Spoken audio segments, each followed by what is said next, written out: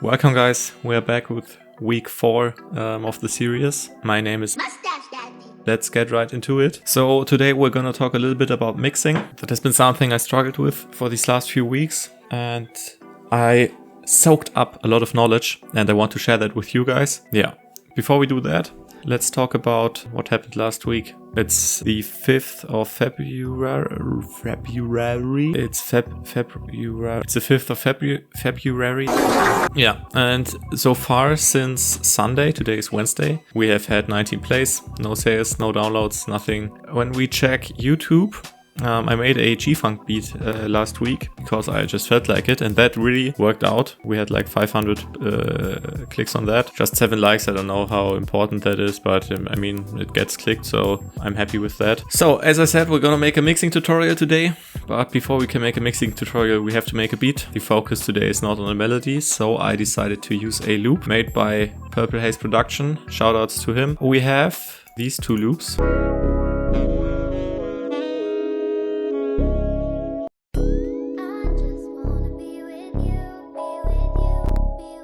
Fire. So I decided to combine some elements of both of them.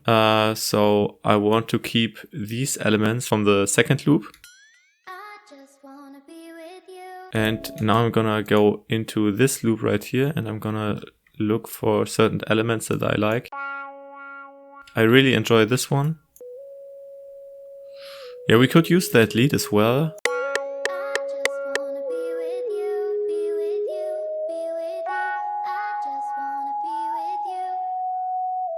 So this is the first mixing tip. One of the most basic steps when mixing, but also the most important, is adjusting the loudness. And I usually do that by switching everything to mono and going instrument by instrument or layer by layer. So now I have this vocal.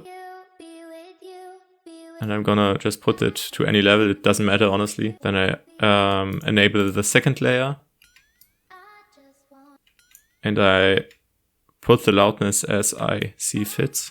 And what you should really do is mix on a more quiet, on a quieter level. I don't know, it just works better for me. It takes some getting used to, but when mixing on a more on a lower level, you can be more precise. I don't know how to describe it, but it just works.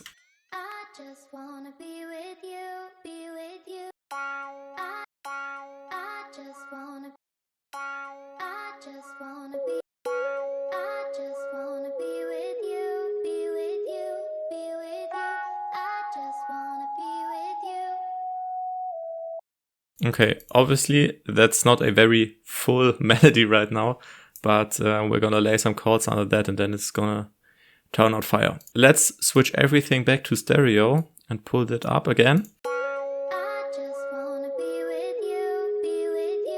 Yeah, that sounds good to me. Usually I switch it back to stereo and then I do some minor adjustments if I don't like how it sounds in stereo, but I actually like that.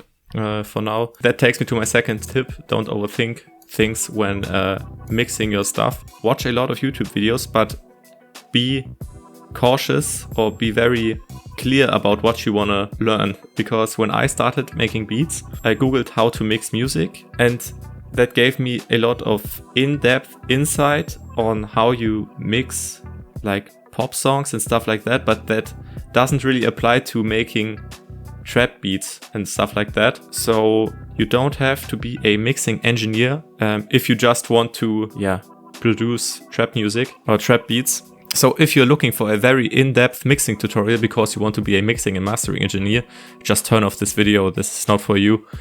This is just for producers. So right now that's not a very full melody, so I'm trying to get more low end into this right here.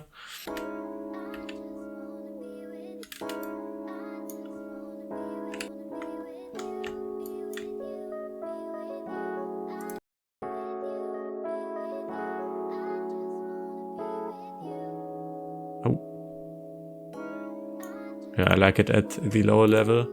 Another tip I can give you is downloading Span. That's a, I don't know, frequency analyzer that lets you visually see what's going on with your melody or your entire beat. And as you see, there's a lot of space below 100 Hertz, which is generally a good thing, but So what we could do to get a fuller melody is to pitch everything down. I'm gonna put it down by like 3. Oh yeah. Let's put my mixer preset for Rhodes on that. I don't know which one. Maybe let's use old Rhodes 2. All of that is basically retro color and a phaser. Yeah. If you don't have RC20, you can just use Vinyl by Isotope. It's a free plugin and I still use it. It's a fire plugin for getting that vintage feel. Vinyl or RC20 are basically tape emulation plugins. I think that's what that's called. I'm gonna have to Google if I use that term correctly. Yeah, it just gives you that vintage feel by wobbling the pitch of your sample. Yeah, so if you don't have RC20, that's no problem, just check out Vinyl.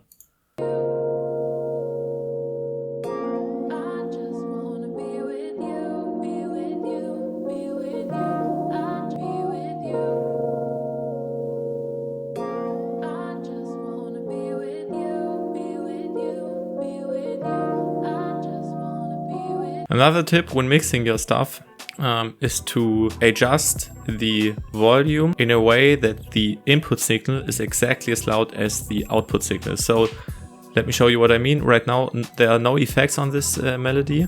I'm just gonna turn it into solo mode. It peaks around 9 decibel. You don't have to do it perfectly, but if you apply the effect, it should be around 9 decibels.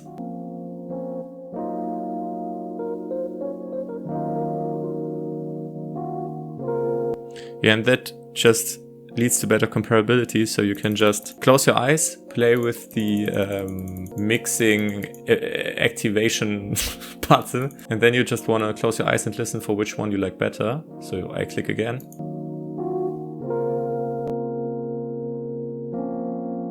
Yeah, I like the vintage feel, so I know this is the wet signal, and yeah, I'm just gonna keep it at that. You should never really mix stuff in solo, by the way. You're problem solving when mixing, and most problems arise when all the layers play together. So play everything when mixing certain elements. I'm gonna go to mono again, just because I want to. You can hear more disturbances when mixing in mono. Then we're gonna go into the equalizer. A tip from my side is to not use low and high cuts too aggressively. You want to cut out frequencies you don't like by using the band function on your equalizer or a shelf or something like that. Just don't cut out too much because it takes away a lot of the life of your melody.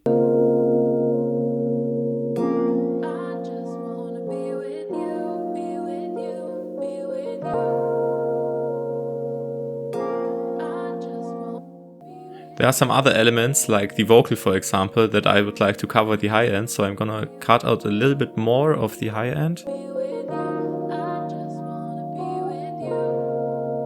Yeah, like that maybe. Do you see how the volume of this piano jumps? You can hear it as well. And to get rid of these jumps, if you want to put it like that, I'm using a compressor so that the loudness is pretty constant throughout the entire loop. That's a free compressor, by the way, and it's the only compressor you need, just my opinion. Put it back to stereo. I like to switch between mono and stereo from time to time to keep my ears fresh.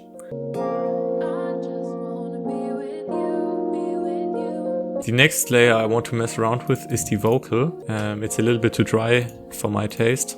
So I'm gonna give it some reverb.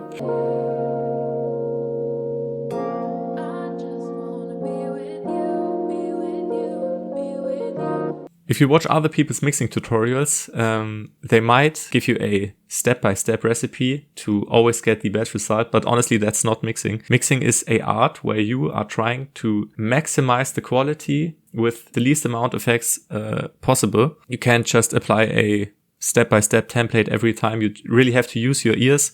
With that being said, I usually don't like to put a reverb in front of my equalizer, but sometimes I do it because some reverbs have a lot of low end and that rounds out the bass again, so just use your ears.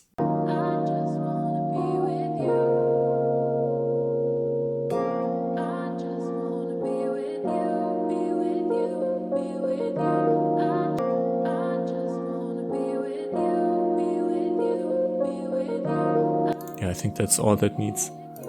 I don't hear too much lower end clashing with the piano, stuff like that.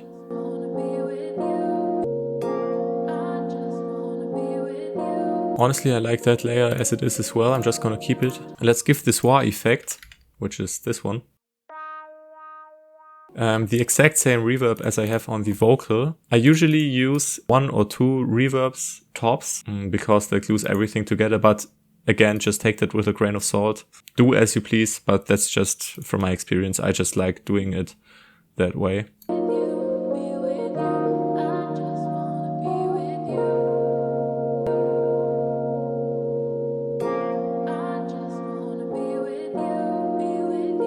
Let's cut out some of the high end here as well to make room for the vocal.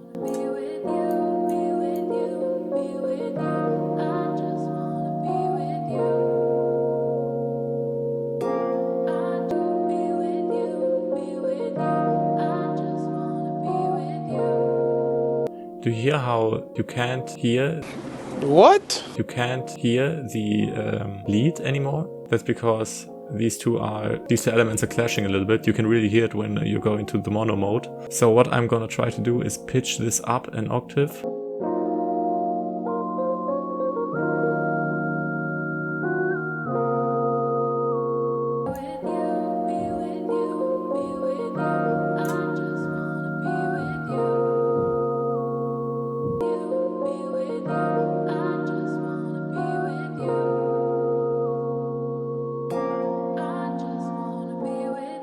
So, what I'm gonna do next is panning stuff from left to right.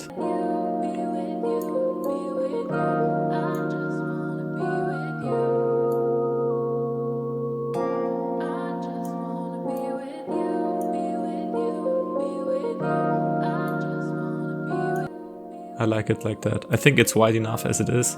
So I'm gonna put every single track into another mixer track. I'm gonna go to route to this track only, and then every melody element is in insert 6, and then I just like to mix everything, the entire melody as one. It just makes it a little bit cleaner. That's just my opinion. It's just a little bit of distortion.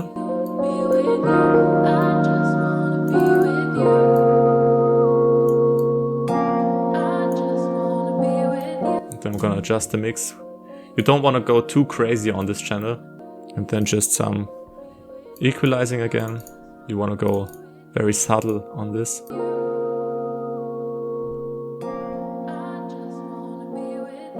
Let's go like that, not too much cutting as I said before. And then let's cut out some of the high end.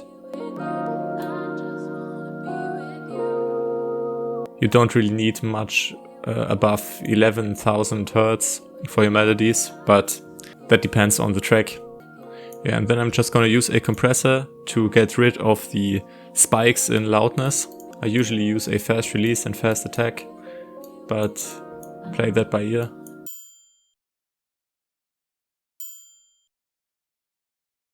A few moments later. Okay, we are back. My fat ass needed some calories, man. So, I don't know where we stopped. I think we are trying to lay down the drums, right? Yeah, exactly.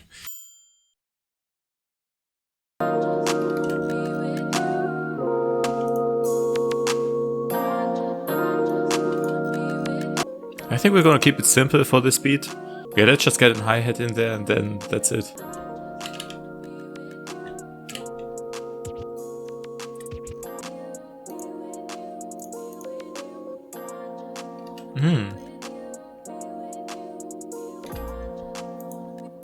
Oh, the cables, I'm getting pissed right now. How the am I sitting here with the cable on my right side?